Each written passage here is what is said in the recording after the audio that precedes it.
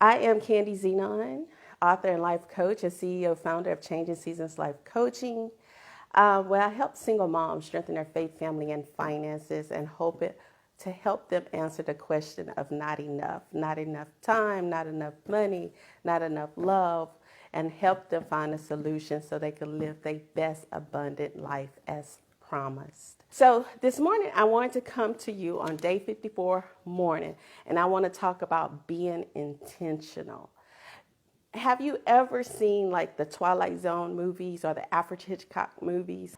Every day was the exact same day as the day before. So in order not for that to happen in your life, I want you to create a goal tracking form so that you know what your goals are, what your intentions are, and what are your daily actions in order to meet that specific goal. So this morning, I'm a life coach, so we do work, we do self-work.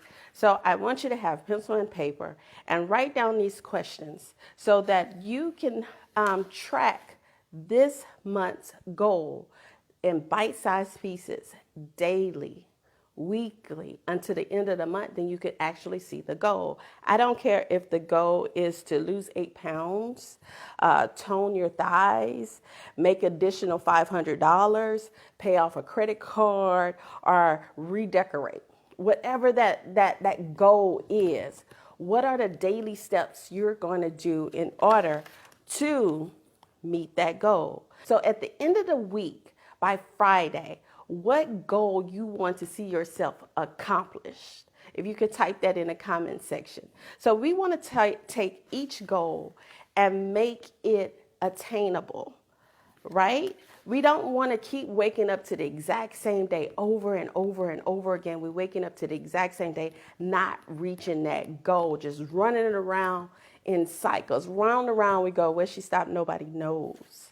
Okay, we want to actually see life happens, and life happens with focus, and we're going to track that progress. Okay, so week 1, we're taking this week. We're going to write down a goal. We're going to write down what action step will I take after this video for me to reach that goal. Maybe it's just getting stuff together. Maybe it's making a list of things that maybe you have to go and buy. Maybe it's making a list of things, people that you have to call. Whatever that is, what action step you could take after this video to reach that goal. Okay, what would I like to have accomplished at the end of week 1? Write that down. Is it by the end of week 1, I want to have 3 miles completed in walking, or completed 2 videos, workout videos, or whatever the goal is. Write that down. Okay? So by week 2, in line with my goal for this month, what would I like to have completed? Write that down.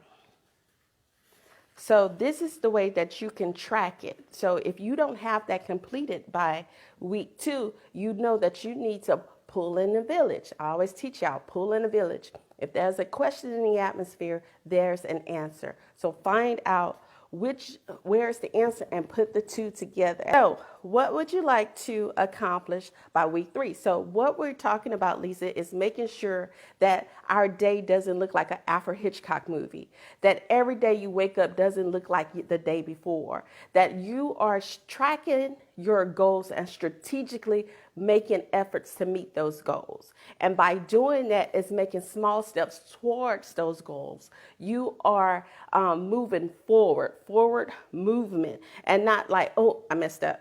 Let me start over. Oh, I messed up. Let me start over. Oh, no, we're not doing that anymore.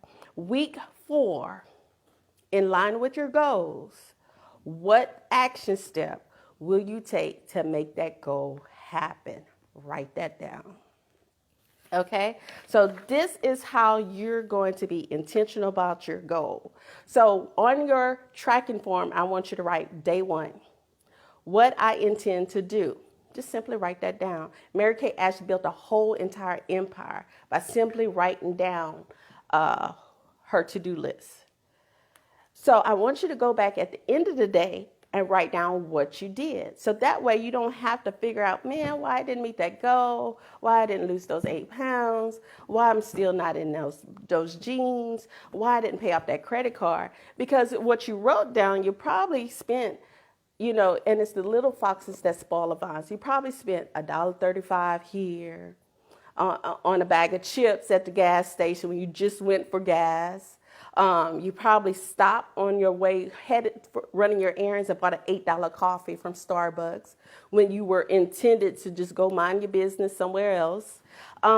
So the little foxes spoil the vines. And that's why in the Bible, when Jesus told the disciples, good morning, Kim, when Jesus told the disciples to grab the 12 baskets, the fractions, because the fractions create a whole, a half and a half creates a whole. So when we gather up that $1.35 and that $8 here and that $25 here and that $30 for dinner and that $12 combo, we realized we didn't spend $100 or more in a weekend, and we just went out for our groceries or to get gas or to go visit someone. And then we didn't end up leaving our house and spending over $100 to $200, and that makes for an expensive weekend.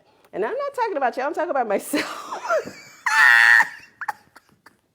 I am literally talking about myself because I would swipe that card like Zorro if I'm not intentional about my goals. What I intend to do, what I actually did, and how did that make me feel?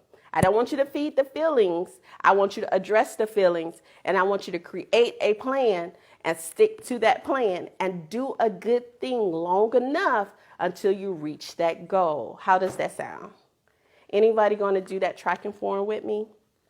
So consider what you intend to do each day this week to achieve the goal for week 1.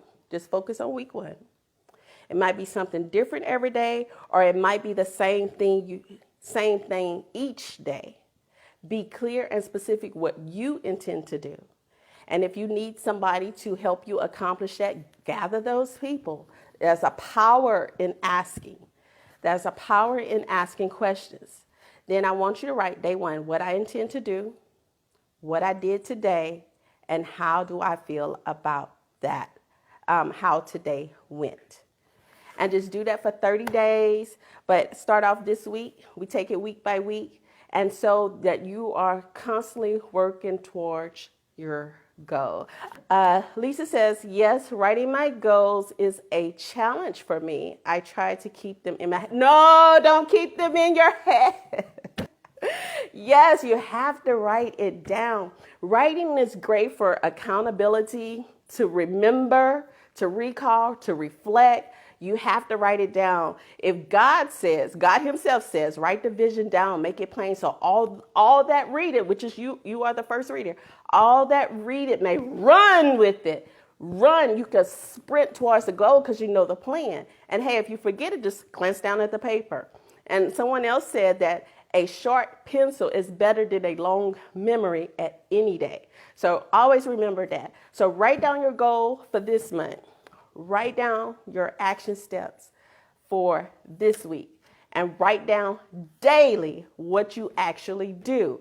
And that way you can track it. So if you're not meeting the goal and you feel like, hey, this isn't for me, it's for everybody else, I can't do this.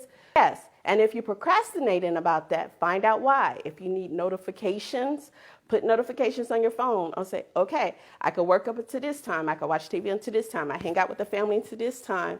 But at this time, from this time to this time, let me work on my training and my exams.